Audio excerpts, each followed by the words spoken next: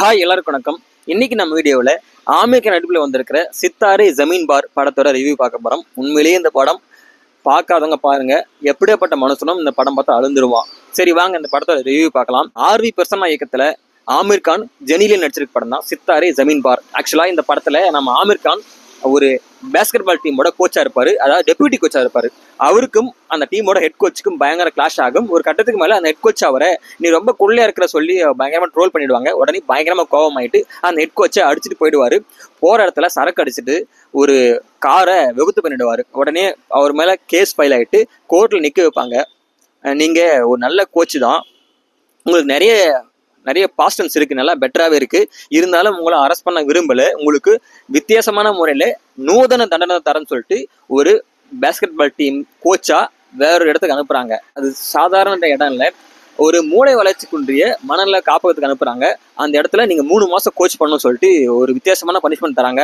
அவருக்கு ரொம்ப கஷ்டமாயிடும். இவங்களுக்கு ஒண்ணுமே புரியாது, இவங்களை பைத்தியமாச்சு, எப்படி உங்களுக்கு நான் கோச் பண்றேன்னு சொல்லிட்டு ரொம்ப ஃபீல் பண்ணுவாரு. ஜட்ஜி வேற வழியே இல்லாம நீங்க பண்ணியே ஆகணும்னு சொல்லி உத்தரவு போட்டுருவாங்க. அந்த இடத்துக்கு போவாரு.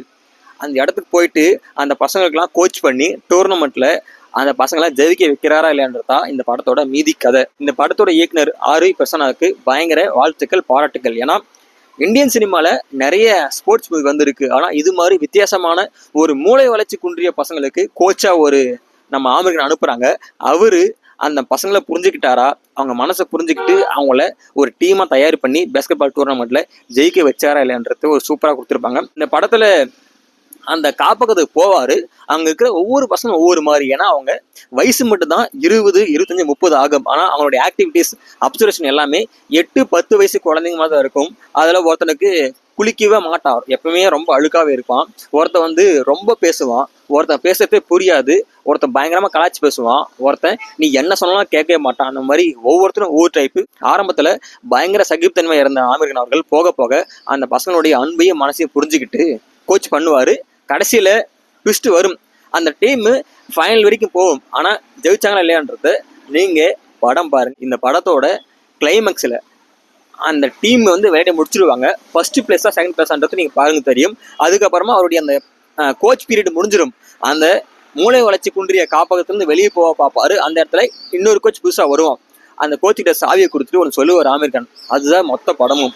சார், நீங்க தயவு செஞ்சு அந்த பசங்களை நம்மளுடைய யோசனை திறன் கம்மியோ நம்மளுடைய நல்ல மனசு இல்லைன்னு நினச்சிக்காதீங்க. உண்மையிலே நம்மளுடைய ரொம்ப அருமையாக யோசிக்கிறவங்க, திறமையானவங்க, நமக்கும் மேலே ஒரு படி எல்லாத்துலேயுமே, சிந்தனையிலும் சரி அன்புலையும் சரி, நம்ம தான் அப்படி தப்பாக கணக்கு போட்டிருக்கோம். எக்காரணத்தை கொண்டும் நீங்கள் இந்த இடத்த விட்டு போகும்போது ஃபியூச்சரில் கோச்சா வேற இடம் மாறும்போது இவங்களை பார்க்காம போயிடாதீங்க. அவங்க நம்மளோட எவ்வளோ பெட்டர்னு சொல்லுவார். ஏன்னா அந்த மூளை வளர்ச்சி குன்றிய பசங்களாம் நம்மளாம் சராசரி மனுஷங்க தான். நமக்கு பழி வாங்குற எண்ணமும் இருக்கும், போட்டி பொறாமை எல்லாமே இருக்கும். ஆனால் அந்த பசங்களுக்கு அப்படி இல்லை. அவங்க முழுக்க அன்பு தான் எதிர்பார்ப்பாங்க. என்ன ஒன்று, அவங்களுக்கு அந்த ப்ராப்ளம் இருக்கு சின்ன வயசுலேருந்து, மற்றபடி அவங்க எல்லா வகையிலும் நம்மளோட பெட்டர் தான் அப்படின்னு இந்த படத்தை சொல்லியிருப்பாரு இயக்குனர் ஆர்வி பிரசன்னா. நான் பார்த்தேன், படம் ரொம்ப பிடிச்சிருக்கு. 10 out of 8.5. உண்மையிலே இந்த படம் பார்த்த யாருமே நெகட்டிவா கமெண்ட் பண்ண வாய்ப்பு இல்லை என்னை பொறுத்த வரைக்கும். நீங்க படம் பார்த்துருந்தா இந்த படத்துல உங்களுக்கு ரொம்ப பிடிச்ச சீன் எது கீழே மறக்காம கமெண்ட் பண்ணுங்க. படம் பார்க்காதவங்க மிஸ் பண்ணாம பாருங்க, ஒர்த் மூவி. இந்த வீடியோ உங்களுக்கு பிடிச்சிருந்தா லைக், கமெண்ட், ஷேர் பண்ணுங்க. இது மாதிரியான வீடியோக்கள் தொடர்ந்து பார்க்கணும்னா நம்ம சேனலை மறக்காம சப்ஸ்கிரைப் பண்ணுங்க.